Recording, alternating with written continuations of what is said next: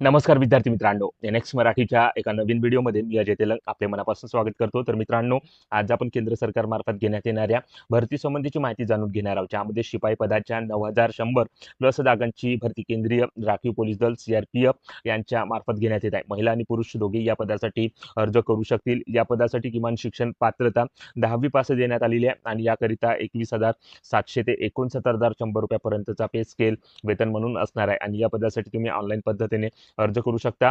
परंतु अर्ज करण्यापूर्वी या भरती संबंधीची संपूर्ण माहिती तुमच्याकडे असणे आवश्यक आहे, तरच तुम्ही या ठिकाणी अर्ज करू शकाल। तर आजच्या व्हिडिओमध्ये या भरतीबाबतची संपूर्ण माहिती आपण स्टेप बाय स्टेप बघणार आहोत। त्यामुळे कोणताही वेळ वाया न घालवता आजच्या व्हिडिओला सुरुवात करूया। परंतु व्हिडिओ सुरू करण्यापूर्वी एक विनंती करतो, तुम्ही जर आपल्या एनएक्स मराठी यूट्यूब चॅनलवर नवीन असाल तर चॅनलला सबस्क्राईब करून बाजूची नोटिफिकेशन बेल प्रेस करून घ्या, कारण अशाच नवनवीन भरतीबाबत अपडेट रोज आपण या चॅनलवर देत असतो। तेव्हा चॅनलला लगेच सबस्क्राईब करा आणि काही समस्या असल्यास व्हिडिओमध्ये कमेंट करा किंवा डिस्क्रिप्शन बॉक्समध्ये टेलिग्राम ग्रुपची लिंक देतो, तिथे जाऊन टेलिग्राम ग्रुप जॉईन करून आपले प्रश्न विचारू शकता, आपल्याला लगेच प्रतिसाद मिळेल। चला तर मग कोणताही वेळ वाया न घालवता आजच्या व्हिडिओला सुरुवात करूया। तर या ठिकाणी बघा मित्रांनो, मिनिस्ट्री ऑफ होम अफेअर्स या अंतर्गत येत असलेलं जे काही सीआरपीएफचं विभाग आहे, त्या विभागामध्ये कॉन्स्टेबल पदाची रिक्रुटमेंट 9100 प्लस जागांसाठी या ठिकाणी होत आहे। ज्यामध्ये टेक्निकल, ट्रेड्समन आणि पॉइंटरची पदे या ठिकाणी भरल्या जात आहे। तर या पदासाठी पात्रता धारण करणाऱ्या उमेदवारांकडून ऑनलाईन पद्धतीने अर्ज मागवण्यात येत आहे। तर 20 एप्रिल 2026 पासून या पदासाठी अर्ज करण्यास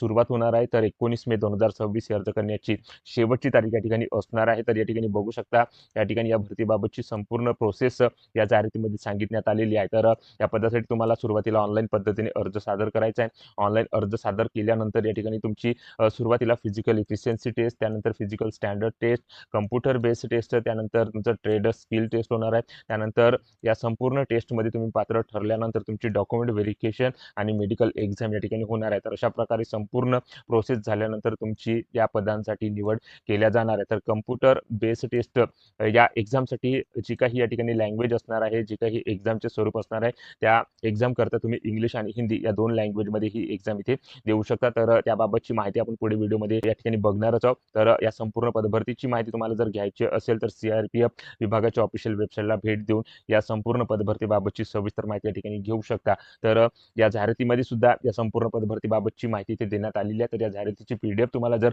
पाहिजे असेल तर व्हिडिओच्या डिस्क्रिप्शन बॉक्समध्ये टेलिग्रामची लिंक देतो, त्या टेलिग्राम ग्रुपला जॉईन करून तुम्ही ही जाहिरात या ठिकाणी प्राप्त करू शकता आणि या पदभरतीबाबत माहिती या ठिकाणी घेऊ शकता। तर या ठिकाणी बघा, या पदासाठी जो काही वेतन असणार आहे तो लेवल 3 चा पे स्केल तुम्हाला असणार आहे 21,700 ते 69,100 रुपये प्लस तुम्हाला या ठिकाणी वेतन या पदासाठी निवड झाल्यानंतर दिल्या जाणार आहे। त्यानंतर या ठिकाणी वॅकन्सी कशा प्रकारच्या या ठिकाणी असणार आहे तर याबाबतची माहिती इथे देण्यात आलेली आहे। तर सुरुवातीला कॉन्स्टेबलचे पद या ठिकाणी भरल्या जाते, ज्यामध्ये टेक्निकल आणि ट्रेड्समनची पद या ठिकाणी असणार आहे। टोटल 9,175 जागा या ठिकाणी भरल्या जात आहे, ज्यामध्ये पुरुष उमेदवारांना 9,096 जागा दिल्या आहे आणि महिला कॅटेगरीतील उमेदवारांना 79 जागा येथे असणार आहे। तर या ठिकाणी बघू शकता, या ठिकाणी सुरुवातीला मेल कॅन्डिडेट करता या ठिकाणी वॅकन्सी ऑल ओव्हर इंडियामध्ये 9,096 जागा इथे भरल्या जात आहे। तर आपल्या महाराष्ट्रामध्ये या पदाच्या म्हणजे प्रत्येक ट्रेड वाईज किती वॅकन्सी या ठिकाणी असणार आहे त्याची माहिती इथे देण्यात आलेली आहे। प्रत्येक वॅकन्सीचा तपशील या ठिकाणी ट्रेड वाईज तुम्ही या ठिकाणी बघू शकता। टोटल 680 जागा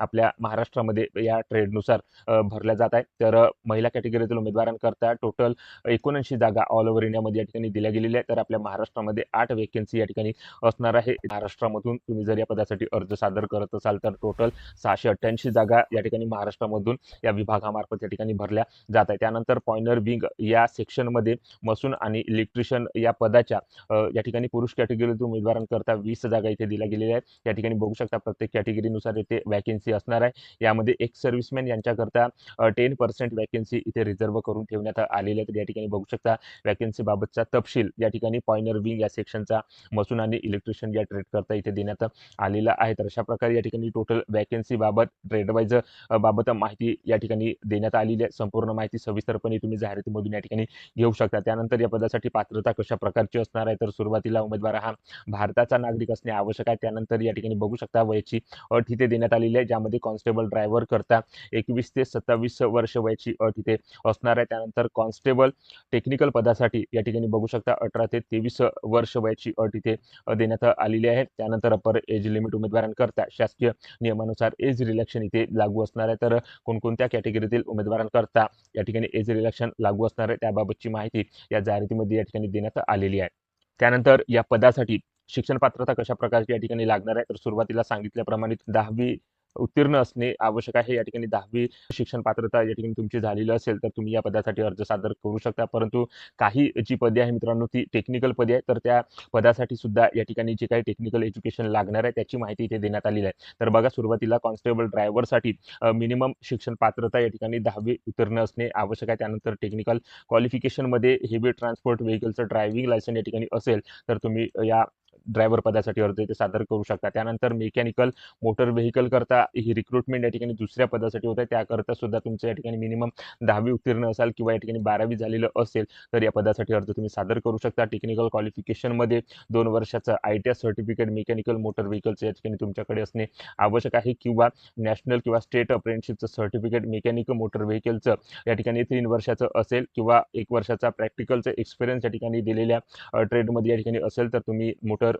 मेकॅनिक व्हेकल या पदासाठी अर्ज इथे सादर करू शकता. त्यानंतर जी काही ट्रेड्समनची पदे आहेत, त्याकरता मिनिमम शिक्षण पात्रता 10वी असणे आवश्यक आहे, आणि टेक्निकल क्वालिफिकेशनमध्ये या ठिकाणी दिलेल्या संबंधित ट्रेडमध्ये या ठिकाणी तुमचं प्रोफिशियंट किंवा काम झालेलं असेल, किंवा तुम्हाला कामाचा अनुभव असेल, तर तुम्ही या ट्रेड्समन या पदांसाठी अर्ज इथे सादर करू शकता. त्यानंतर पॉइंटर विंग मसून आणि इलेक्ट्रिशियन या पदासाठी जी शिक्षण पात्रता लागणार आहे, ती कमीत कमी शिक्षण पात्रता 10वी उत्तीर्ण असणे आवश्यक आहे, आणि टेक्निकल क्वालिफिकेशनमध्ये या ठिकाणी 1 वर्षाचा एक्सपिरियन्स मशिनरी आणि इलेक्ट्रिशियन या पदाचा जरी असेल, तर तुम्ही या पदासाठी अर्ज इथे सादर करू शकणार आहात. तर अशा प्रकारची पात्रता, शिक्षण पात्रता या पदांसाठी या ठिकाणी देण्यात आलेली आहे. तर या दिलेल्या शिक्षण पात्रतेनुसार तुम्ही जर या पदांकरता एलिजिबल असाल, तर नक्की या ठिकाणी प्रयत्न करू शकता.